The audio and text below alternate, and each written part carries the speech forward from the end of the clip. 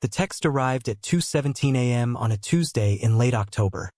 The kind of hour when Chicago's streets emptied and the wind off Lake Michigan turned vicious. "Where are you?"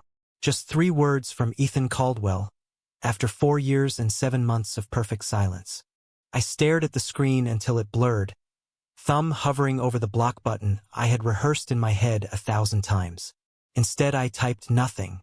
I turned the phone face down on the motel nightstand in a town whose name I barely remembered, somewhere in western Nebraska, and listened to the heater rattle like it was trying to cough up its last breath.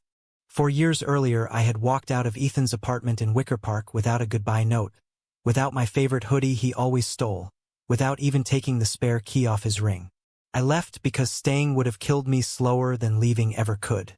He had chosen his family, his career trajectory, his carefully curated life over the truth of us. The last thing he said before I closed the door was, "You know I can't do this publicly, Jamie. Not yet. Maybe never." Maybe never became definitely never the day his engagement announcement appeared in the Tribune Society pages. Fiancée, Meredith Langston, daughter of a prominent loop attorney, smiling beside him at a charity gala I had once attended as his college roommate. I read the article in a coffee shop bathroom stall, knees against the partition, trying not to make noise while the world tilted. Now he was looking for me. I didn't respond that night, or the next, but the messages kept coming, sporadic at first, then daily. "I need to know you're safe.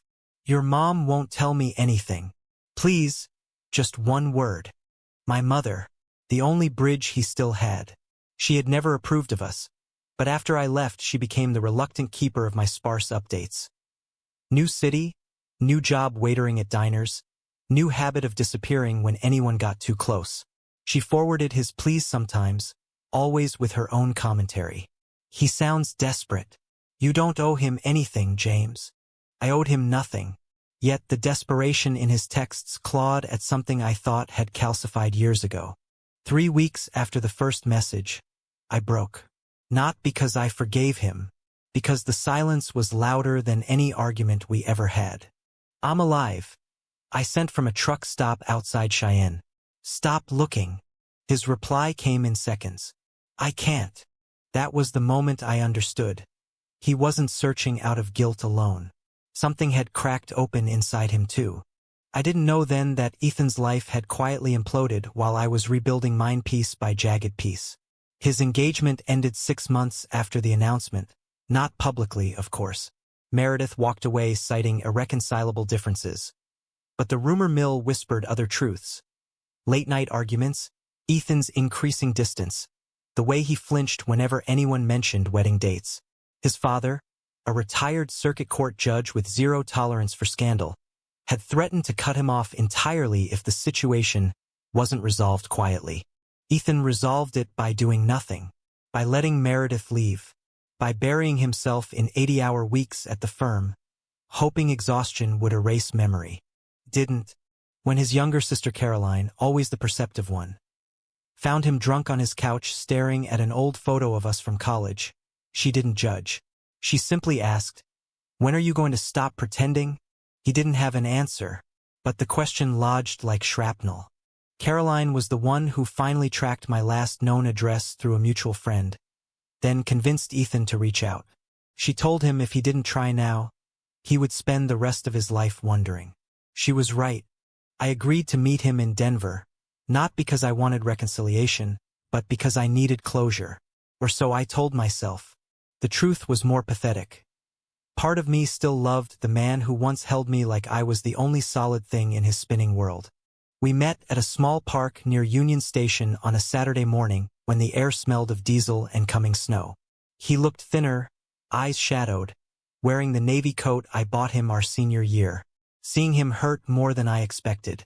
"You look good," he said, voice rough. "Don't."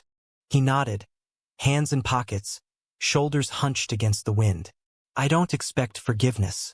I just needed to see you, to say I'm sorry. For all of it."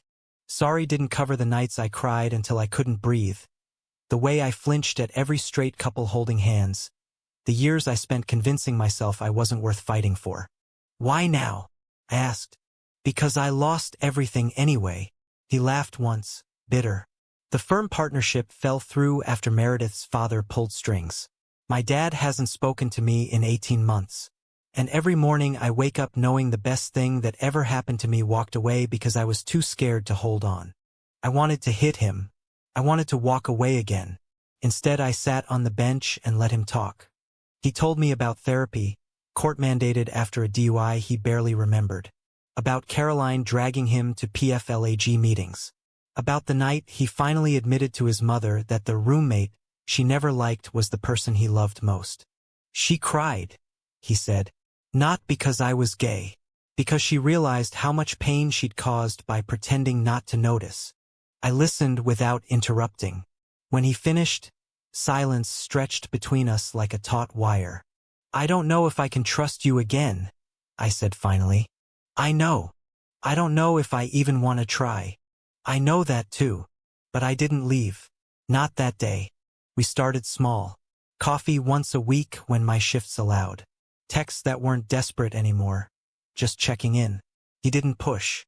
For the first time in our history, he let me set the pace. Winter came. Snow buried Denver, then thawed into mud. I found a steady job managing a bookstore in Capitol Hill. Ethan started volunteering at a youth shelter, working with queer kids who reminded him of the boy he used to be. Terrified, hiding, convinced love would destroy him. One night in March, after a long shift, I found him waiting outside my apartment with takeout from the Thai place we used to love. I brought pad CEW, he said. Extra lime. The way you like it. I let him in. We ate on the couch, knees almost touching, talking about nothing important. When the containers were empty, he looked at me with the same eyes that once promised forever. I'm not asking for anything, he said quietly. But if there's even a chance, I'm here, all in. No more hiding. My chest ached, not with the old pain, but something newer, fragile, terrifying hope. I need time, I whispered. Take all of it. He left without kissing me. But when the door closed, I didn't feel abandoned. I felt seen. Caroline's voice cracked on the phone at 4 a.m. in July. Dad had a stroke. Severe. They're not sure he'll make it through the night. I sat up in bed, sheets tangled around my legs. Ethan was already awake beside me, hand reaching for mine before I even spoke. We're coming, I said. We drove through the dawn, 3 hours south to Springfield, Illinois. Ethan's knuckles stayed white on the steering wheel the entire way. He hadn't spoken to his father in over a year. Not since the judge told him, choose your perversion or your inheritance. Now the choice might be made for them both. The hospital smelled of antiseptic and fear. Caroline met us in the corridor, eyes red, hugging Ethan so tightly I thought she might crack ribs. He's conscious, she whispered. Barely, but he asked for you. Ethan froze. He asked for me? By name, he said. Where's my son? We followed her to the ICU room. Judge Harlan Caldwell lay diminished under fluorescent lights, tubes, monitors, the once imposing man reduced to shallow breaths and trembling hands. He opened his eyes when Ethan stepped forward. Son. One word, loaded with decades of expectation, disappointment, and something softer now. Regret, perhaps. Ethan knelt beside the bed. I'm here, Dad. The judge's gaze shifted to me standing in the doorway. Recognition flickered, then something like resignation. You brought him. I love him, Ethan said simply. No apology. No defense. Just fact. A long silence. Machines beeped. Somewhere down the hall a nurse laughed. Then the judge spoke, voice gravel. I wasted years being angry at something I didn't understand. Ethan swallowed hard. You don't have to understand. Just let me stay. The old man reached out, fingers brushing Ethan's wrist. Stay. We stayed 3 days. The judge stabilized but remained fragile. Each afternoon Ethan sat by the bed reading case law aloud, old habits from summers interning in chambers. I brought coffee, sat quietly, watched father and son rebuild something word by halting word. On the third day, Harlan looked at me directly. You took care of him when I wouldn't. I tried. He nodded once. Thank you. It wasn't acceptance. Not fully. But it was a beginning. We returned to Denver changed. Ethan quieter, more thoughtful. He started talking about the future, not in vague terms, but concrete ones. A house. Maybe kids someday. A life without compartments. I still carried scars. Nights when doubt crept in, whispering that he would choose safety again if pushed hard enough. But he proved me wrong daily. Small acts of courage. Introducing me as his partner at work events, posting a photo of us at Pride with no qualifiers, calling his mother just to say he was happy. Then came the betrayal I never saw coming. Not from Ethan. From me. It started innocently enough. A new regular at the bookstore. Tall, easy smile, bought poetry collections and lingered to talk. His name was Lucas.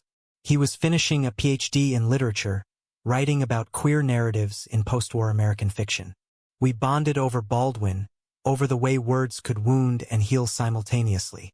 I told myself it was friendship. Safe. Platonic. But late-night texts turned flirtatious. Coffee dates stretched longer. When Lucas brushed my hand while reaching for a book, electricity shot through me. Reminder that I was still capable of wanting someone new. Guilt followed immediately, sharp as glass. I didn't tell Ethan. Not because I planned to cheat. Because admitting attraction to someone else felt like admitting Ethan wasn't enough. After everything we'd fought through, that seemed cruel. Lucas invited me to a reading at a local bar. I went, told Ethan I had inventory late. Half-truth. The bar was crowded, lights low. Lucas read from his dissertation, passages about hidden desire, about the violence of concealment. When he finished, applause thundered. He found me in the back, pulled me into a hug that lasted too long. "I needed to see you tonight," he murmured. "You get it." I pulled back. "I should go. Stay for one drink." I stayed for two. When I got home at 1 a.m., Ethan was waiting on the couch, phone in hand. "You said inventory ended at 10. My stomach dropped. It ran long. He didn't raise his voice. That was worse. "Who is he?" I could have lied. Instead, I told the truth, every detail, every moment of weakness. Ethan listened without interrupting. When I finished, he stood. "I need space," he said quietly. He left that night. Took nothing but his keys and the hoodie I'd given him years ago. For 2 weeks, we didn't speak. I worked, slept poorly, stared at empty spaces where his shoes used to sit. Lucas texted once. I blocked him. Then Ethan called. "Meet me at our park." Same bench near Union Station. Same golden light, though now it felt mocking. He looked exhausted but resolute. "I thought about leaving for good," he said. "Packing up. Moving somewhere new. Starting over without the risk of being hurt again." My throat closed. I wouldn't blame you. But I kept remembering the hospital. My dad reaching for me. Caroline saying life is too short for fear. He met my eyes. "I don't want to be afraid anymore. Not of losing you.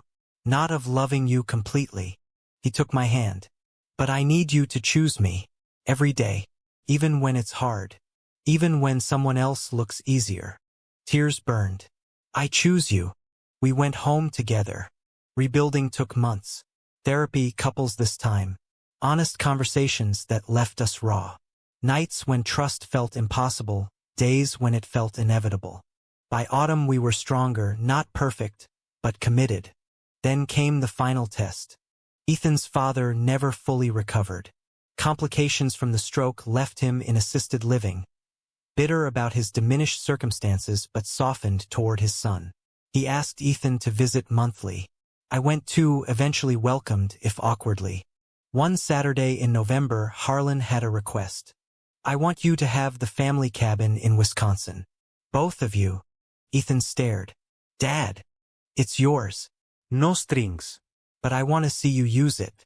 Bring him. Make memories." We drove up the following weekend. Snow already dusted the pines. The cabin smelled of cedar and old fires. We unpacked groceries, built a blaze in the stone fireplace, sat on the worn couch where Ethan spent childhood summers. That night, under quilts, he turned to me. "Marry me." No ring. No grand gesture. Just the question, quiet in the firelight. My heart stuttered. You're sure? I've wasted enough time being unsure. I kissed him, slow, certain. Yes. We told Caroline first. She cried happy tears, hugged us both. Then his mother, surprised but kind. Finally Harlan. He listened on speakerphone from his facility room. You're doing this? He asked. Yes, sir. Silence. Then, bring the wedding here. Small. Just family. It was the closest he would come to blessing. We planned quietly. Spring ceremony at the cabin, immediate family only. No press. No spectacle. But secrets have a way of surfacing. Meredith Langston appeared 3 weeks before the date. She waited outside Ethan's office downtown. Coat collar turned up against April rain. I need to talk, she said. He brought her to a coffee shop nearby. I waited at home, anxiety gnawing. When he returned, face pale, he told me everything. She wasn't angry. She was dying. Pancreatic cancer. Stage 4. Months, maybe less. I don't want pity, she told him. I just needed to say I'm sorry. For walking away the way I did. For letting our families push us into something neither of us wanted. Ethan listened. Then he asked the question that mattered. Are you alone? She nodded. He didn't hesitate. Then you're not anymore. He invited her to the wedding. I thought he was insane. But when I met her, thin, determined, still beautiful in that sharp Chicago way, I understood. She came. The ceremony happened on a clear May morning. Pines whispered. Harlan sat in a wheelchair beside Caroline. Meredith stood with us, bouquet in trembling hands. Ethan and I exchanged vows we'd written ourselves. Promises of courage, of choosing each other daily, of forgiveness when we failed. When the officiant said, husband and husband, Harlan wiped his eyes. Afterward, Meredith hugged me. Thank you for letting me be here. You were always part of his story, I said. Now you're part of ours. She died 7 weeks later, peacefully, surrounded by people who finally saw her. At her memorial, Ethan spoke. She taught me that love isn't possession. It's presence. Even when it's hard. Even when it's late. Years pass differently when you're no longer hiding. We moved into a small house in Denver's Highlands neighborhood. Bookshelves lined every wall. A rescue dog named Baldwin slept at our feet. Ethan left corporate law for nonprofit work, legal aid for queer youth. I opened my own small press, publishing stories that once would have stayed hidden. Harlan passed quietly 2 winters later. At the funeral, Caroline read his last letter to Ethan. I was wrong about many things, but I was never wrong to love my son. Tell Jamie I'm sorry it took so long. We scattered his ashes at the Wisconsin cabin. Life settled into rhythms. Arguments over chores, quiet mornings with coffee, nights when past wounds ached but no longer bled. Then one evening in early December, snow falling thick outside, Ethan found an old photo in a drawer. Us in college, arms around each other, smiling like the world couldn't touch us. He showed it to me. Remember when I said maybe never? I nodded. I was wrong. It was always going to be you. We sat on the floor like teenagers, backs against the couch, watching snow accumulate on the windowsill. Love hadn't erased pain. It had taught us to carry it together. But sometimes I still wonder, if I hadn't disappeared that first time, if I'd stayed and fought harder, would we have reached this peace sooner? Or would the pressure have broken us beyond repair? If Ethan hadn't searched for me when I vanished, driven by guilt, love, fear, would I have spent the rest of my life convincing myself solitude was safer? And if Meredith hadn't returned at the end, dying, vulnerable, human, would Ethan have learned that love means showing up even when it's inconvenient? These questions have no clean answers. They simply linger, like snow on glass, beautiful, cold, and impossible to ignore. So I ask you now, was the pain worth the peace we eventually found? Or should some doors, once closed, stay shut forever?